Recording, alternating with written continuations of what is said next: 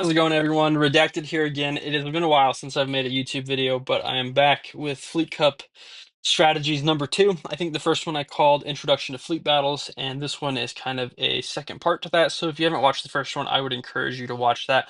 That talks more about the specific details of picking ships, compositions, how to position on the map. This one I'm just kind of going over a gameplay and talking about why we made decisions, how we support each other, that kind of a thing. So as we load you can see our roster. I have Finger Licking McChicken in the Lepanto, myself in the Musashi.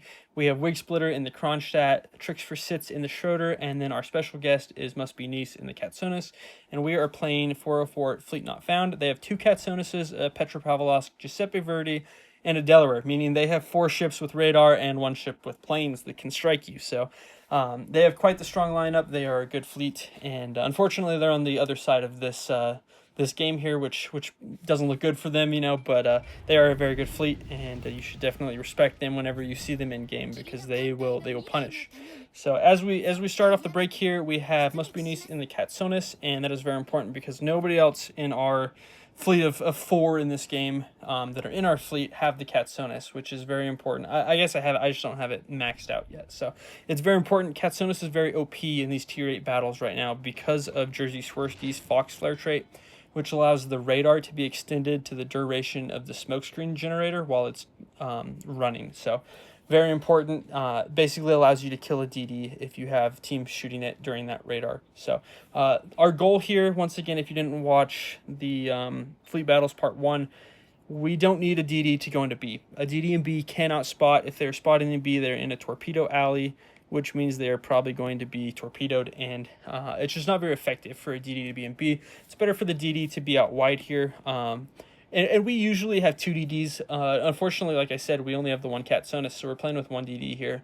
And it's a little bit more difficult, but it does help in some situations, especially with being able to deal damage consistently.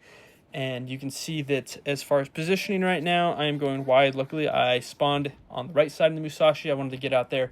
Either way, if I spawned on the left, I'd be doing the same thing. And then we have our 2 utility ships that can kind of barroom brawl if needed. They are pushing the B capture zone. That is Chicken in the Lepanto and Tricks for Sits in the Schroeder. Both of them are just going to be engaged in trying to prevent the enemy team from getting points for free from a capture zone, and also being able to punish whenever they can. And the important thing in fleet battles is being able to dictate when you are engaged. Island positions are very good. Where our Kronstadt is, you can push into the cap and sit behind those 2 as well. So you can see kind of where we're positioning. There is an early radar that goes out there, and the reason that we call that is just because we only have 1 DD and there's 2 Katsonises. We just want to make sure that we know where they are early. Splitter's in a great spot, pushed up very aggressively there to get that early intelligence. So he's done that. I'm in the Musashi, which means I overmatch everything, and that's very good for fleet battles because you are going to be playing the best players that know how to use their armor profile. You can see these guys are both presenting a very strong armor profile, but luckily I overmatched, so there's not really a lot that they can do other than pray that I have bad dispersion, which the Musashi, in all fairness, does. But luckily I can land some good shots now. Must Be Nice is circled around here and he's called out. I'm going to be engaging soon. He's playing aggressively, and I luckily had shots loaded just at that right moment. I held my shots for about 3 seconds to see what that Katsonis was doing. Luckily, he slowed down, which meant they were easier shots. I was able to take 5k of his hit points, and we've been able to out-trade HP here. It's very difficult whenever you're facing 2 Katsonises and you're in 1 Katsonis because if you kill one, you probably don't have much HP left. Must Be Nice played very well here. He played very well the whole time that he was a guest with our fleet, and he came out with about a quarter of his health, which is very important. It would be nice if he had half of his health left, but we do end up winning that trade there. There is no trade for them, so it is now 5v4 at this point, and they've kind of trapped themselves in that position, and you can see that Jaw, or Tricks for Sits, and Chicken have moved up and taken over that B capture point. The Hydra of the Schroeder is very important there because it just pushes that Katsonis out. He's not able to compete. Other DDs that have a stronger torpedo payload might be able to stick in there, be a little bit braver, but the Katsonis is going to get absolutely demolished in there. He just doesn't have the torpedo payload to take over there.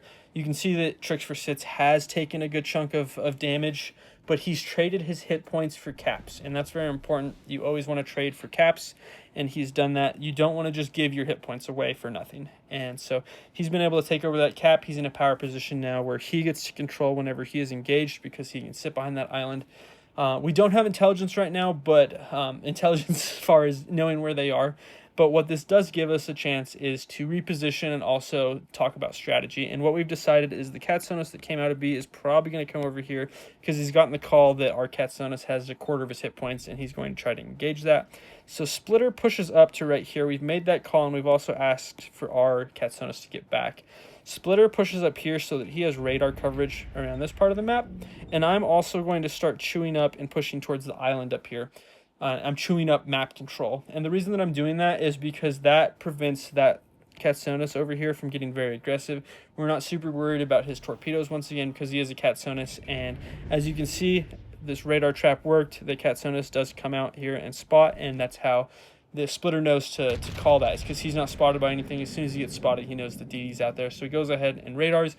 They are long shots for me. I do land one shell, but we basically shut down that play from that Katsonis. Now he's been spotted, and he has to withdraw back to here. And we're just getting free capture points this whole time.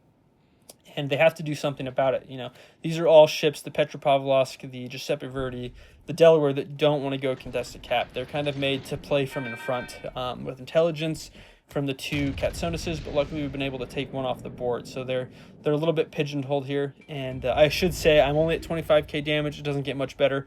I don't land a lot of good shots in this game, but I am a presence out here. They have to respect my guns, which is very important. So at this point, we are telling everybody, you know what, let's just disengage as far as, you know, don't be in positions that are risky. Play it safe. We have control. We flash another radar here just to see if that Katsonis has come back in. Essentially, the Katsonis on our team, he has 3 radars, he has 2 smokes. So one of them he's going to throw away and not use the smoke with. Throw away means that the smoke extends it. He doesn't want to burn his smoke with this one. He's just seeing if he can catch that guy and make him make another decision. It's kind of nice to just continually throw radars at people because they get nervous. I do end up eating a torp out here. We know this Katsonis is still out here. I take the located indicator, which means that I am the closest to him. So we know he's probably on this side of the map over here. But I will let this flood cook. Luckily, floods have been nerfed a little bit. What I don't notice, and this is a mistake on my part, I'll highlight my mistakes on this because it's very important to learn about reading the map.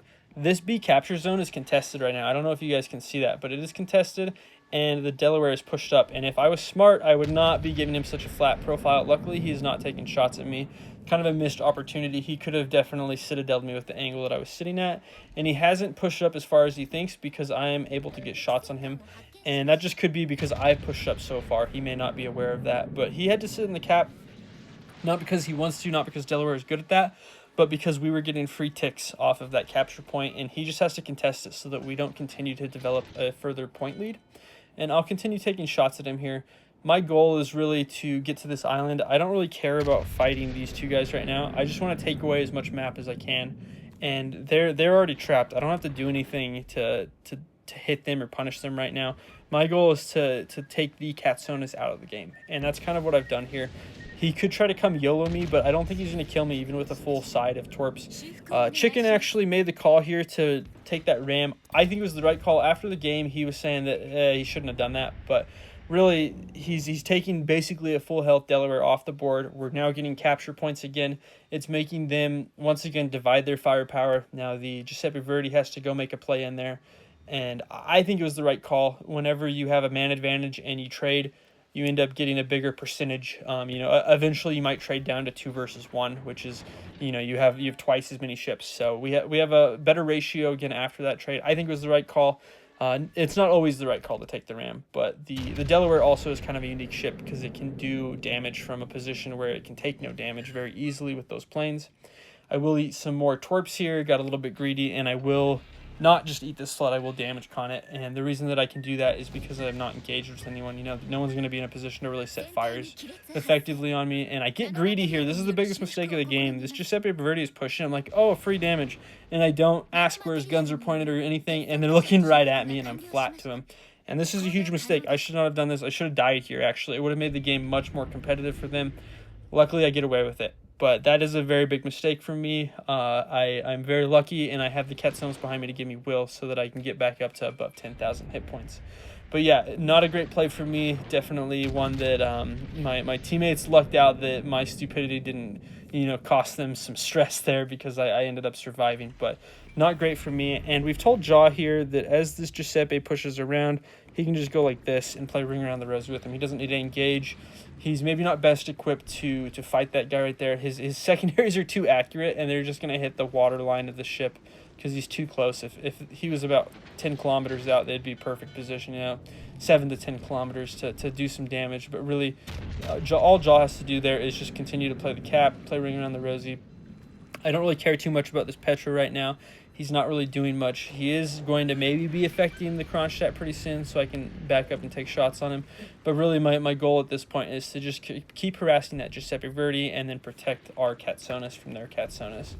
And we're kind of wrapping up the gameplay here. I will talk a little bit about ship selection. Jaws in the Schroeder. Schroeder's good. Aegir is probably better for these fleet battles because it has torpedoes, but he doesn't have the Aegir. But I would say that the Aegir is one of the best ships. Kronstadt's really good. Petropavlovsk right here is very good.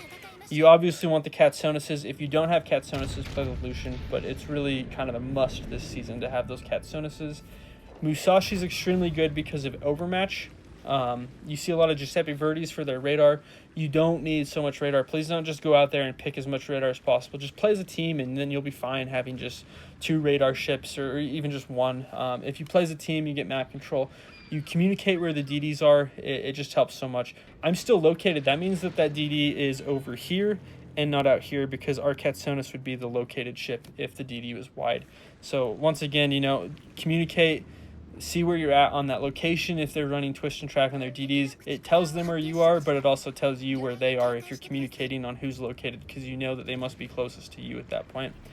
And just shout out to my team here, man. They played great. I didn't do much damage, only 80k or so this game, and my team ended up carrying, and it was just the communication that really won us that, playing together.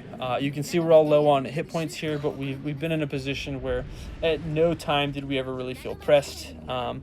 With my mistake here, if I died, we would have felt pressed, and it would have been a lot more difficult, but luckily I didn't get punished. But yeah, it's a team effort.